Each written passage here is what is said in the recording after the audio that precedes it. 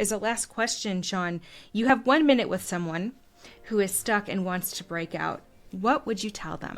It's so cheesy, but I was once told that like every storm runs out of rain.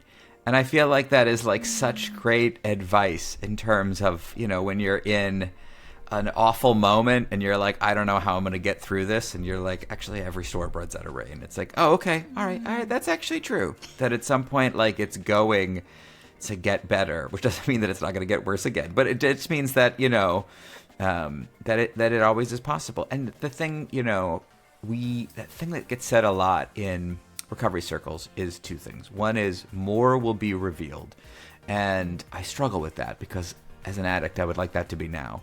But it really means that just in the future, you're going to know more than you do now. And you have to trust that is coming. And also the idea of one day at a time, that like really almost anything can be tackled if you're just trying to do what you need to do today and not obsessing about the great things. So I think for me, thinking one day at a time is how I break out of anything, because that feels controllable and doable. It's actually all I can control, right? Is like what happens that day. I can't, whatever panic I have about the future, I can't do anything about. I can only handle what's happening today.